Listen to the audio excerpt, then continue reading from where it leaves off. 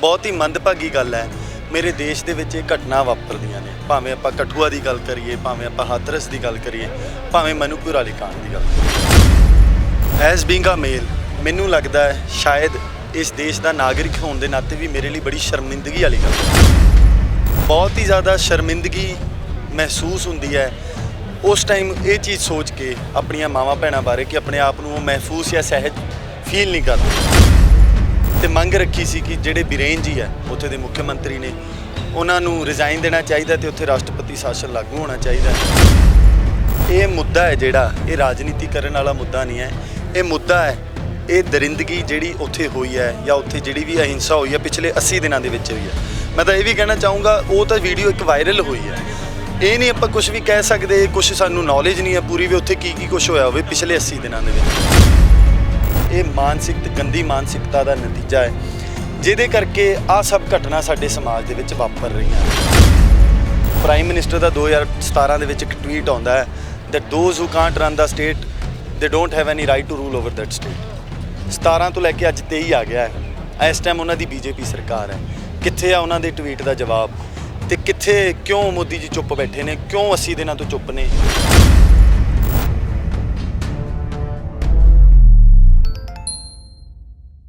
जी Chandigarh university के campus च खड़े हाँ, प्रोटेस्ट हो रहा मणिपुर हादसे नूं लैके।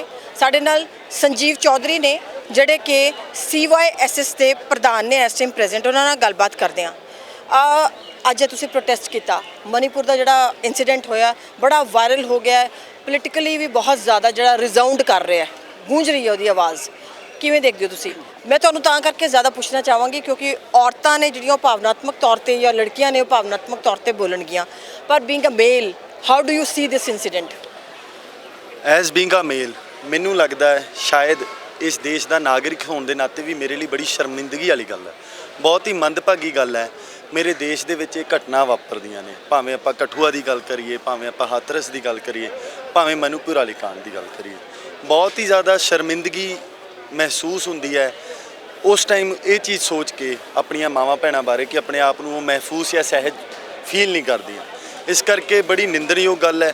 ਇਸੇ ਕਰਕੇ ਸਾਡੀ ਜਿਹੜੀ ਟੀਮ ਹੈ CYSS ਹੈ ਤੇ ਨਾਲ ਹੋਰ ਜਥੇਬੰਦੀਆਂ ਸੀ, ਇਹਨਾਂ ਨੇ ਇਸ ਚੀਜ਼ ਦੇ ਵਿੱਚ ਵਿਰੋਧ ਕੀਤਾ ਹੈ ਤੇ ਮੰਗ ਰੱਖੀ ਸੀ ਕਿ ਜਿਹੜੇ ਬੀਰੇਨ ਜੀ ਹੈ ਉੱਥੇ ਦੇ ਮੁੱਖ ਮੰਤਰੀ ਨੇ ਉਹਨਾਂ ਨੂੰ ਰਿਜ਼ਾਈਨ ਦੇਣਾ ਚਾਹੀਦਾ ਤੇ ਉੱਥੇ ਰਾਸ਼ਟਰਪਤੀ ਸ਼ਾਸਨ ਲਾਗੂ ਹੋਣਾ ਚਾਹੀਦਾ so that law and order ਉੱਥੇ ਮਹਿਫੂਜ਼ ਕੀਤਾ ਜਾਵੇ।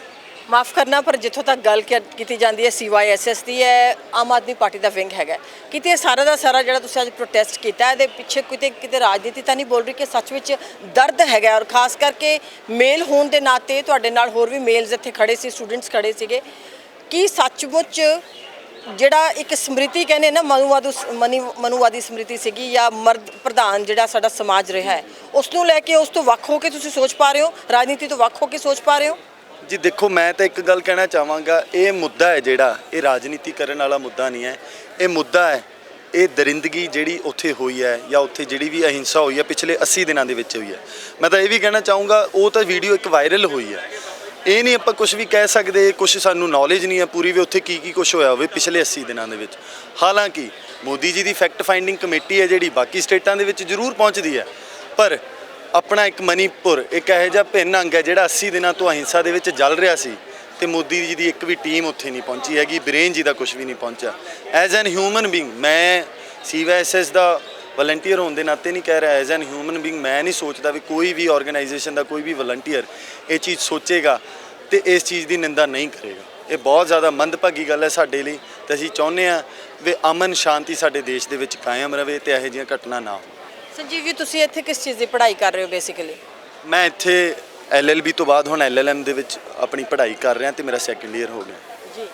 ਜਦੋਂ ਤੁਸੀਂ ਗੱਲ ਕੀਤੀ ਹੈ ਕਾਨੂੰਨ ਦੇ ਸਟੂਡੈਂਟ ਹੈਗੇ ਹੋ, ਤੁਸੀਂ LLB ਕੀਤੀ ਹੈ, LLM ਵਿੱਚ ਜਾ ਰਹੇ ਹੋ, ਬਹੁਤ ਹੀ ਫਾਈਨ ਪੜ੍ਹਾਈ ਹੁੰਦੀ ਹੈ। ਔਰ ਜੇ ਅਸੀਂ ਵਿਧਾਨ ਸਭਾ ਦੀ ਗੱਲ ਕਰ ਲਈਏ, ਜੇ ਅਸੀਂ ਲੋਕ ਸਭਾ ਦੀ ਗੱਲ ਕਰ ਲਈਏ, ਰਾਜ ਸਭਾ ਦੀ ਗੱਲ ਕਰ ਲਈਏ, ਉੱਥੇ ਕਾਨੂੰਨ ਬਣਾਏ ਜਾਂਦੇ ਨੇ, ਪਾਲਿਸੀਜ਼ ਜਿਹੜੀਆਂ ਨੇ ਕਾਨੂੰਨ ਬਣਦੀਆਂ ਨੇ, ਕਾਨੂੰਨ ਜਿਹੜੇ ਉੱਥੇ ਬਣਾ ਕੇ ਪਾਸ ਕੀਤੇ ਜਾਂਦੇ ਨੇ। ਔਰ ਤੁਸੀਂ ਕਾਨੂੰਨ ਪੜ੍ਹ ਰਹੇ ਹੋ, ਜਿੱਥੋਂ ਤੱਕ ਤੁਹਾਨੂੰ ਲੱਗਦਾ ਹੈ ਕਿ ਕਾਨੂੰਨ ਦੀਆਂ ਕਿੰਨੀਆਂ ਕੁ ਧੱਜੀਆਂ ਉਡਾਈਆਂ ਗਈਆਂ ਉੱਥੇ, ਕਿਉਂਕਿ ਨਾ ਕਰਦੇ ਅਖਬਾਰਾਂ ਦੇ ਵਿੱਚ ਮੀਡੀਆ ਰਿਪੋਰਟਸ ਦੇ ਵਿੱਚ ਇਹ ਚੀਜ਼ ਜ਼ਾਹਿਰ ਹੋਈ ਹੈ, ਕਹੀ ਗਈ ਹੈ ਕੁਕੀ ਤੇ ਜ਼ੂਮੀ ਕਮਿਊਨਿਟੀ ਦੇ ਵੱਲੋਂ ਕਿ ਉਹ ਜਿਹੜੀਆਂ ਔਰਤਾਂ ਸੀਗੀਆਂ ਜਿਨ੍ਹਾਂ ਨੂੰ ਬੇਪਤ ਕੀਤਾ ਗਿਆ, ਜਿਨ੍ਹਾਂ ਦੇ ਕੱਪੜੇ ਲਾਹੇ ਗਏ ਔਰ ਉਹਨਾਂ ਨੂੰ ਨਗਨ ਅਵਸਥਾ ਦੇ ਵਿੱਚ ਪਰੇਡਿੰਗ ਕਰਾਈ ਗਈ, ਉਹ ਘੱਟੋ ਘੱਟ ਜਿਹੜੀ ਮੋਬ ਦੇ ਵੱਲ ਧਕੇਲਿਆ ਹੀ ਉਹਨਾਂ ਨੂੰ ਪੁਲਿਸ ਐਡਮਿਨਿਸਟ੍ਰੇਸ਼ਨ ਨੇ ਸੀ।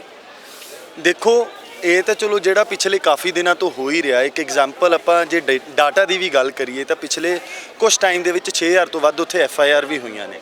ਕਿਤੇ ਨਾ ਕਿਤੇ ਉਹ FIRਾਂ ਦਾ ਆਹੀ ਰੀਜ਼ਨ ਸੀਗਾ ਜੇ ਉੱਥੇ ਅਮਨ ਸ਼ਾਂਤੀ ਨਹੀਂ ਹੈ। ਦੂਜੀ ਗੱਲ ਜੇ ਆਪਾਂ ਕਰੀਏ ਵੀ ਸਾਡੇ ਦੇਸ਼ ਦੀ ਡੈਮੋਕ੍ਰੇਟਿਕ ਦਾ ਜਿਹਨੂੰ ਆਪਾਂ ਮੰਦਰ ਕਹਿੰਦੇ ਆ, ਪਾਰਲੀਮੈਂਟ ਵੀ ਕਹਿੰਦੇ ਆ, ਸ਼ਾਇਦ BJP ਉਹਦੇ ਪਾਰਲੀਮੈਂਟ ਦੇ ਵਿੱਚ ਵੀ ਇਸ ਮੁੱਦੇ ਉੱਤੇ ਡਿਸਕਸ਼ਨ ਕਰਨ ਲਈ ਵੀ ਰਾਜੀ ਨਹੀਂ ਹੈ।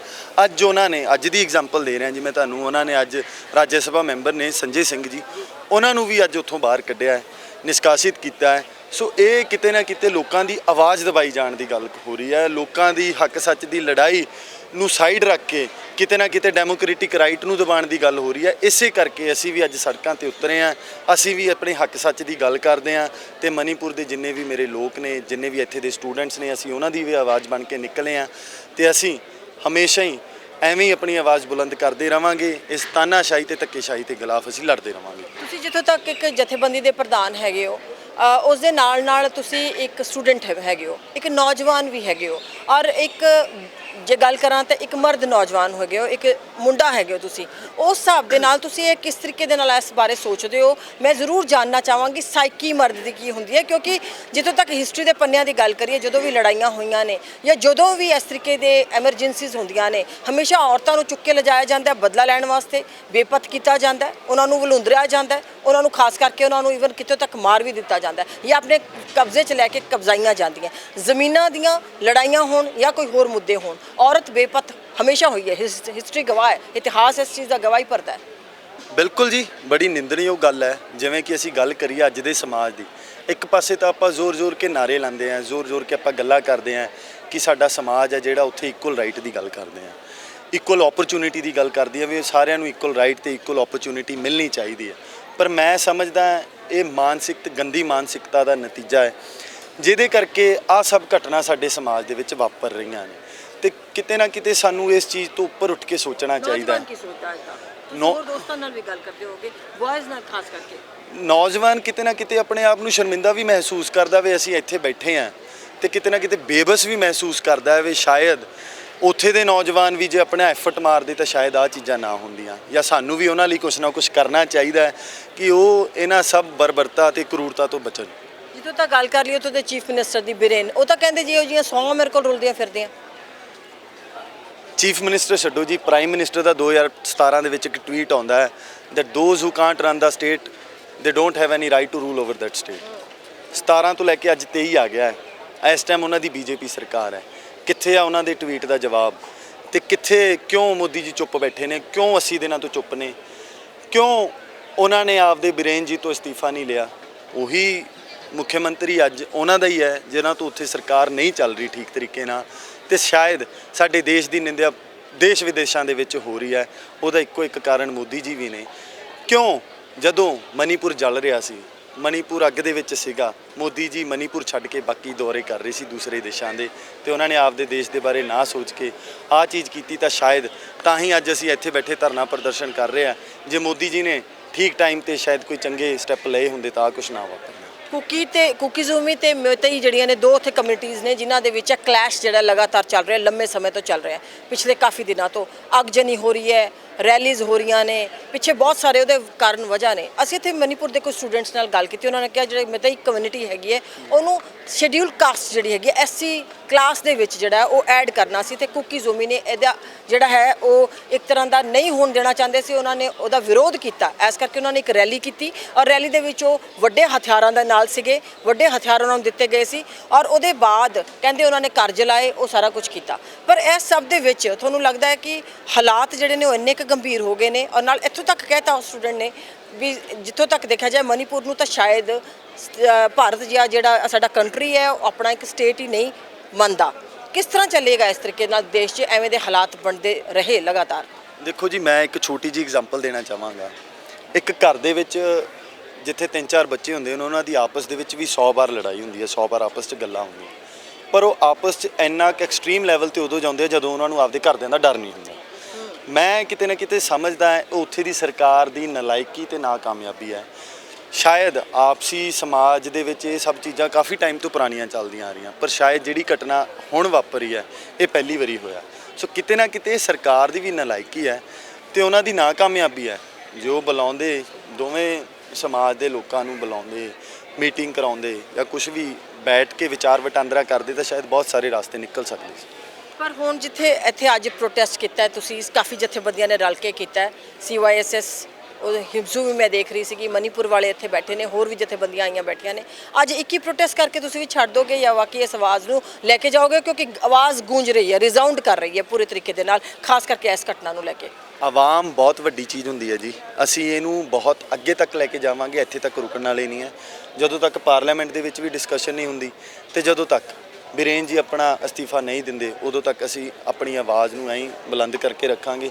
ਇੱਥੇ ਨਹੀਂ ਤਾਂ ਦਿੱਲੀ ਵੀ ਜਾਵਾਂਗੇ, ਹੋ ਸਕਿਆ ਤਾਂ ਮਨੀਪੁਰ ਜਾਣਾ ਪਿਆ ਤਾਂ ਉੱਥੇ ਵੀ ਜਾ ਕੇ ਆਪਣਾ। ਸੰਜੀਵ ਚੌਧਰੀ ਜੀ, ਮੇਰਾ ਆਖਰੀ ਸਵਾਲ ਹੈ ਤੁਹਾਨੂੰ। ਕਹਿੰਦੇ ਆ ਕਿ ਜਿਹੜੇ ਵੀ ਚੰਗੇ ਨੇਤਾ ਨੇ ਜਾਂ ਜੇ ਕਿਤੇ ਦੇਸ਼ ਨੂੰ ਚਲਾਉਣਾ ਹੈ ਤੇ ਸਟੂਡੈਂਟ ਪੋਲਿਟਿਕਸ ਜਿਹੜੀ ਹੈਗੀ ਉਹਦੇ ਚੋਂ ਉੱਭਰ ਕੇ ਆਉਂਦੇ ਨੇ। ਜੇ ਕੋਈ ਨੇਤਾ ਜਾਂ ਜਿਹੜੇ ਲੀਡਰ ਨੇ ਜਿਨ੍ਹਾਂ ਨੇ ਵਾਕਈ ਰਹਿਨੁਮਾਈ ਦਿੱਤੀ, ਖਾਸ ਕਰਕੇ ਸਮਾਜਾਂ ਨੂੰ ਦਿੱਤੀ ਜਾਂ ਦੇਸ਼ਾਂ ਨੂੰ ਦਿੱਤੀ, ਚਾਹੇ ਉਹ ਭਾਰਤ ਦੀ ਗੱਲ ਕਰ ਲਓ, ਸੂਬਿਆਂ ਦੀ ਗੱਲ ਕਰ ਲਓ ਜਾਂ ਫਿਰ ਵਿਦੇਸ਼ਾਂ ਦੀ ਗੱਲ ਕਰ ਲਓ, ਤੁਸੀਂ ਦੇਖੋ ਕਿਤੇ ਨਾ ਕਿਤੇ ਸਟੂਡੈਂਟ ਪੋਲਿਟਿਕਸ ਦੇ ਵਿੱਚੋਂ ਉੱਭਰ ਕੇ ਆਏ ਨੇ। ਕਿਉਂਕਿ ਜਦੋਂ ਸਟੂਡੈਂਟ ਪੋਲਿਟਿਕਸ ਦੇ ਵਿੱਚੋਂ ਉਹ ਮੁੱਦਿਆਂ ਦੇ ਨਾਲ ਜੂਝਣਾ ਔਰ ਉਹਨਾਂ ਦੇ ਐਡਰੈਸਲ ਦੇ ਵਾਸਤੇ ਜਦੋਜਹਿਦ ਕਰਦੇ ਨੇ, ਸੰਘਰਸ਼ ਕਰਦੇ ਨੇ, ਉਹ ਮੇਰੇ ਖਿਆਲ 'ਚ ਵਧੀਆ ਇਨਸਾਨ ਬਣ ਸਕਦੇ ਨੇ। ਤੁਹਾਨੂੰ ਲੱਗਦਾ ਹੈ ਕਿ ਕੋਈ ਉਮੀਦ ਹੈਗੀ ਹੈ ਸਾਡੇ ਦੇਸ਼ ਨੂੰ, ਜਿਸ ਤਰੀਕੇ ਦੇ ਨਾਲ ਸਾਡਾ ਦੇਸ਼ ਆਲਰੇਡੀ ਕਾਫੀ ਜਗ੍ਹਾ ਤੇ ਇਸ ਟਾਈਮ ਆਗਜਨੀ ਦੇ ਵਿੱਚ ਜਿਹੜਾ ਹੈ ਉਹ ਜੂਝ ਰਿਹਾ?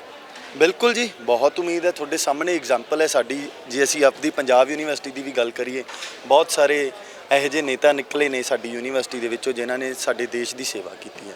ਸੋ ਸਟੂਡੈਂਟ ਪੋਲਿਟਿਕਸ ਇੱਕ ਨਰਸਰੀ ਦੇ ਤਰੀਕੇ ਨਾਲ ਹੁੰਦੀ ਹੈ ਕਿਸੇ ਵੀ ਪੋਲੀਟੀਸ਼ੀਅਨ ਦੀ।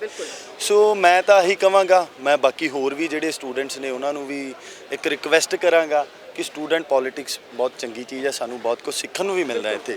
ਜ਼ਰੂਰੀ ਨਹੀਂ ਅਸੀਂ ਪੋਲਿਟਿਕਸ ਦੇ ਵਿੱਚ ਅੱਗੇ ਜਾ ਕੇ ਮੇਨ ਸਟ੍ਰੀਮ ਪੋਲਿਟਿਕਸ ਕਰਨੀ ਹੈ, ਸ਼ਾਇਦ ਸਾਨੂੰ ਰੋਜ਼ਮਰਾ ਦੀ ਜ਼ਿੰਦਗੀ ਦੇ ਵਿੱਚ ਵੀ ਬਹੁਤ ਚੀਜ਼ਾਂ ਇਹੋ ਜਿਹੀਆਂ ਨੇ ਜਿਹੜੀਆਂ ਸਿੱਖਣ ਨੂੰ ਮਿਲਦੀਆਂ ਨੇ ਸਟੂਡੈਂਟ ਪੋਲਿਟਿਕਸ ਤੋਂ।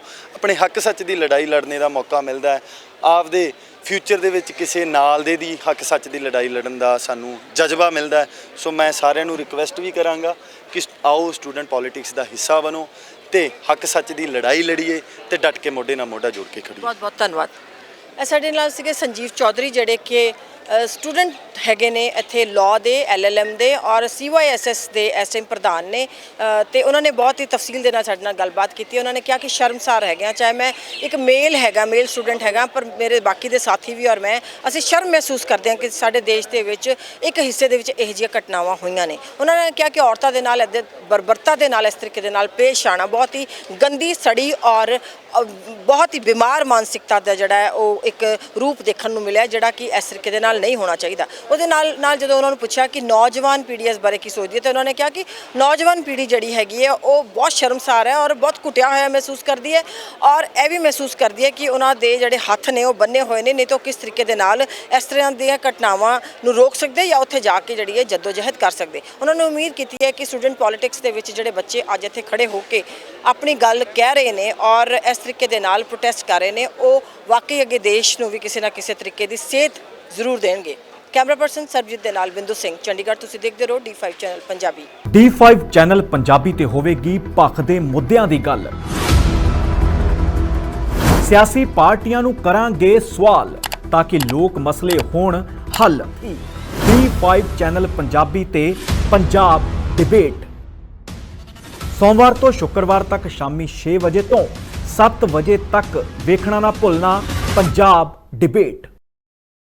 ਨਿਡਰ ਹਾਂ, ਨਿਰਪੱਖ ਰਹਾਂਗੇ, ਆਜ਼ਾਦ ਹਾਂ, ਸੱਚ ਕਹਾਂਗੇ। ਗੱਲ ਕਰਾਂਗੇ ਸਿਆਸੀ ਹਵਾ ਦੀ, ਹੋਣਗੇ ਹੁਕਮਰਾਨਾਂ ਨੂੰ ਸਿੱਧੇ ਸਵਾਲ। ਸਭ ਤੋਂ ਪਹਿਲਾਂ ਪਹੁੰਚਾਵਾਂਗੇ ਤੁਹਾਡੇ ਤੱਕ ਸਿਰਫ ਸੱਚੀ ਖਬਰ। ਦੱਸਾਂਗੇ ਕੌਣ ਕਰ ਰਿਹਾ ਹੈ ਤੁਹਾਡੇ ਤੇ ਸਬਰ। ਵਿਦੇਸ਼ਾਂ 'ਚ ਬੈਠੇ ਪੰਜਾਬੀਆਂ ਦੇ ਹੱਕ ਦੀ ਕਰਾਂਗੇ ਗੱਲ। ਕੈਨੇਡਾ ਦੀ ਹਰ ਸਿਆਸੀ ਖਬਰ ਲੈ ਕੇ ਆਵਾਂਗੇ ਤੁਹਾਡੇ ਵੱਲ। ਉੱਭਰਾਂਗੇ ਪੰਜਾਬ ਦੀ ਆਵਾਜ਼ ਬਣ ਕੇ। ਹੋਣਗੇ ਹਰ ਪਹਿਲੂ ਤੇ ਰੋਜ਼ ਚਰਚੇ। ਖੋਲਾਂਗੇ ਅੰਦਰੂਨੀ ਰਾਜ। ਬਣਾਂਗੇ ਬੁਲੰਦ ਆਵਾਜ਼। ਖੇਡ, ਸਿੱਖਿਆ, ਸਿਹਤ, ਖੇਤੀ ਦੀ ਬਾਤ ਪਾਵਾਂਗੇ। ਹਰ ਪਿੰਡ, ਹਰ ਸ਼ਹਿਰ ਜਾਵਾਂਗੇ। ਮਨੋਰੰਜਨ ਨਾਲ ਜੁੜੇ ਕਲਾਕਾਰਾਂ ਨਾਲ ਕਰਵਾਵਾਂਗੇ ਮੁਲਾਕਾਤ। ਸੰਘਰਸ਼ਾਂ ਵਾਲੀ ਜ਼ਿੰਦਗੀ ਤੇ ਮਾਰਾਂਗੇ ਝਾਤ। ਕੀ ਨੇ ਸਾਡੇ ਕਾਨੂੰਨ, ਫਰਜ਼ ਤੇ ਅਧਿਕਾਰ? ਕੀ ਕਰਦੀ ਹੈ ਸਾਡੀ ਸਰਕਾਰ? ਕੀ ਹੈ ਤੁਹਾਡੀ ਮੁਸ਼ਕਲ ਦਾ ਹੱਲ? D5 ਚੈਨਲ ਪੰਜਾਬੀ ਦੀ ਕਚਹਿਰੀ 'ਚ ਹੋਵੇਗੀ ਸਿਰਫ ਲੋਕਾਂ ਦੀ ਗੱਲ। धर्म, धरोहर, सेहत और संस्कृति की होगी बात। अब D5 चैनल हिंदी भी होगा सर। D5 ਚੈਨਲ ਪੰਜਾਬੀ, ਆਪਣੀ ਧਰਤੀ, ਆਪਣੇ ਲੋਕ। ਸਤਿ ਸ਼੍ਰੀ ਅਕਾਲ ਜੀ, ਮੈਂ ਹਾਂ ਕੁਲਰਾਜ ਰੰਧਾਵਾ ਤੇ ਤੁਸੀਂ ਵੇਖ ਰਹੇ ਹੋ D5 ਚੈਨਲ ਪੰਜਾਬੀ, ਜਿਹੜਾ ਲਾਂਚ ਹੋ ਚੁੱਕਾ ਹੈ ਹੁਣ ਕੈਨੇਡਾ ਵਿੱਚ।